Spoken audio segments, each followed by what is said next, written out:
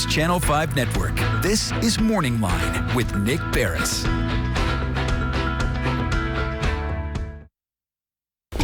Good morning, everyone. Thanks for joining us on MorningLine. Nick Beres here on a Monday.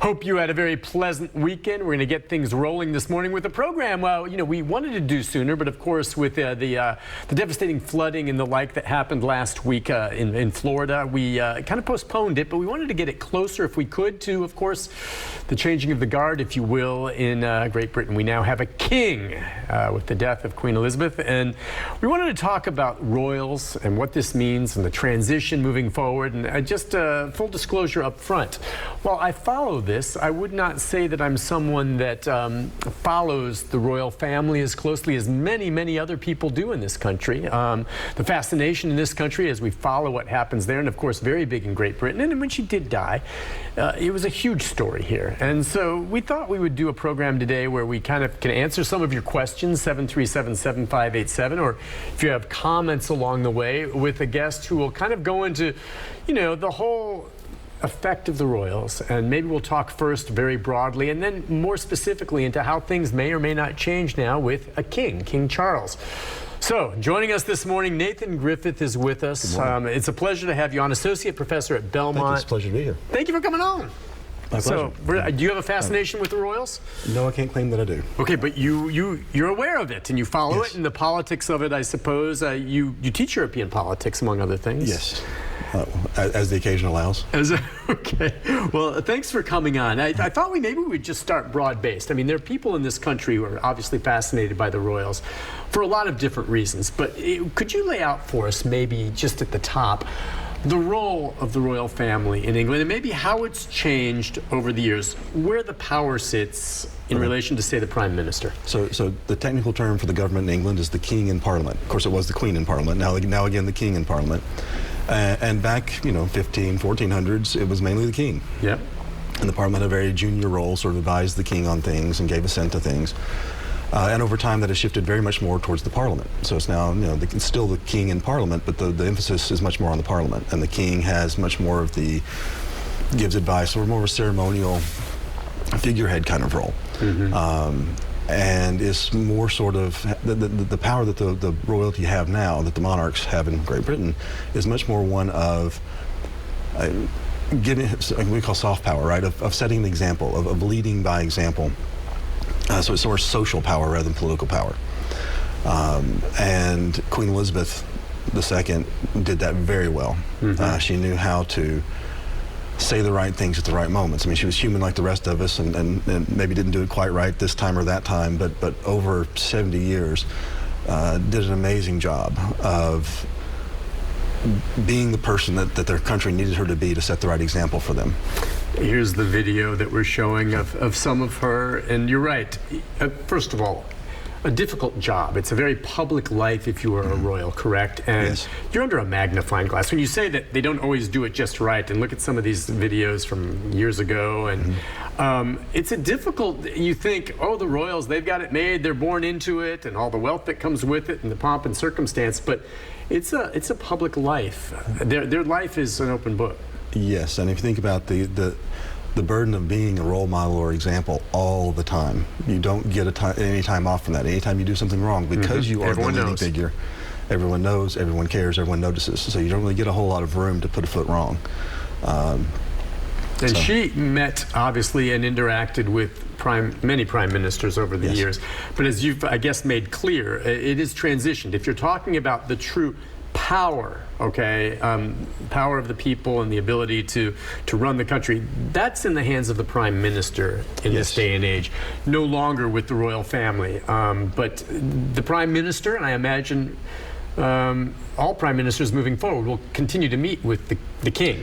Yes, and again, a good monarch can serve a very important role in terms of advising the Prime Minister, which again, sort of a flip of what used to be. I'm wondering now, in terms of advising on what, in terms of the mood of the people, or maybe playing a role in trying to build morale. I always think of the movie The King's Speech, going back and showing that as an example of the importance of the royal family. It's more sort of, well, yes, in that case, that's a good example of them leading by sort of rallying, showing that they were not giving in, they were being calm in public. public and lifting spirits. You know, so even the old poster, well, not the old, it was an old poster we recently rediscovered, the "Keep Calm and Carry On," was something that the royals at the time had printed up. But in terms of advising the Prime Minister, the amount of institutional memory, you think about Queen Elizabeth II, the number of prime ministers, the number of governments, the number of bills, the number of things that she had seen come and go, gave her a unique perspective. Because most prime ministers aren't there for that long. And don't necessarily have the, you know, she had been in office for so long. Of course, Charles has only been in office for very little, but he's been in public life for a long time and been involved in things for a long time. Hopefully we'll be able to do as well as his mother did in terms of saying, well, that's a great idea, but we tried it before and here's where it went wrong. So maybe you might want to think about how you do this differently. Again, sort of more giving advice because they've got a lot of experience. Do they get, and this is the current Prime Minister, do they get political? I guess I'm wondering, and some of this, as I say, I don't pay as close attention. For instance, Brexit, okay? I mean, did they take a stand on that one way or the other? Do they, you know, I mean, obviously, you know, the prime ministers can be more conservative, more liberal. You think about Margaret Thatcher and the like. Do they get political, or they kind of try to avoid that? They try to avoid that. They generally try to be apolitical, not favoring one side or the other, because, again, they're there to represent the entire nation. So when they come out on issues one way or the other, or would they not come out, or did they come out on Brexit? They don't generally come out on issues. I would be surprised. I don't remember them coming out and saying anything about Brexit. I would be surprised if they had, precisely because that's not their role. And that's not what, you know, when they try to do those sorts of things, they undermine the authority that they have. So they have an immense amount of sort of social power only if they use it well. And if they don't use it well, then people stop respecting them and stop caring about their opinions. So that, again, one of the things Queen Elizabeth did very well was be able to guard that power, to use it well, to make it more, so as not to make it less by getting involved in politics and getting involved in.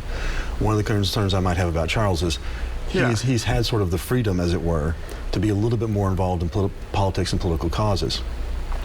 Because his mom was queen for so long, if he is able to make that transition to being more apolitical like she was, we'll see. I have no idea. We were just showing video there just a moment ago of King Charles now with Liz Truss, who is now the current Prime Minister. So he's already meeting with her. So yeah, how do you, I guess, and we'll talk some on the show on this as we move forward, just in terms of the transition to Prince Charles and how you think he may or may not differ from his mother.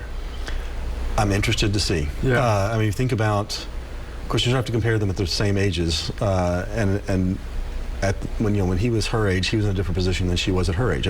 When he was 25, 30, 40, he was She was very young when she, when she took the throne, yes. And so at 25, 30, 40, he was still the prince, right? Still the next in line to the throne, whereas she was reigning at that time and dealing with the matters of state more. So one hopes that he grows into that role. I mean, if you base on, granted, and, if you think about his 40s, that's 30-odd years ago. Presumably he's changed somewhat since then. So if he's grown more into the role now than what if you think about him in his 35, 40, he may not have been as ready for it.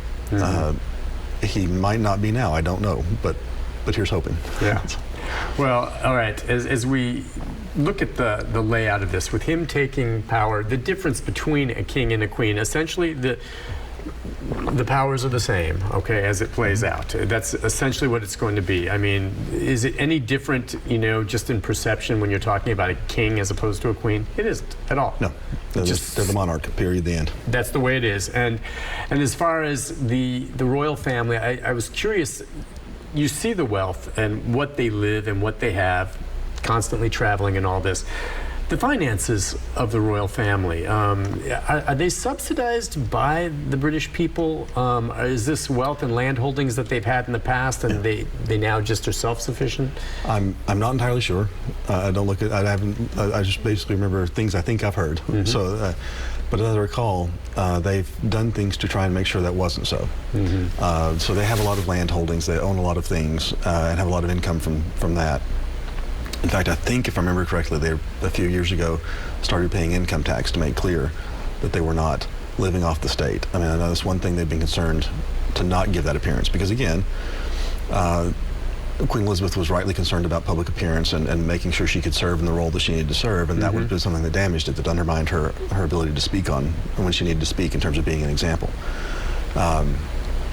I could be wrong about that, but to my knowledge, they are supported by the wealth that they have as a family. Which, yeah, I imagine which is considerable. Considerable. Listen, we'll take a break on that note. When we come back, I'd like to talk more just not only about the importance of the royal family in Great Britain, but, you know, the fascination with it here as well, as we view, you know, them from overseas, and there's so many. If you're out there and you're one of the people that, you know, are fascinated by the royal family, I'd be curious to hear why. I think I have an inkling as to why. I mean, who doesn't like kings and queens and princes? There's a very romantic notion about it, but so many Americans follow this and are very, very closely attuned. We'll talk about that. We can take some phone calls as well if you have questions or comments. 737-7587.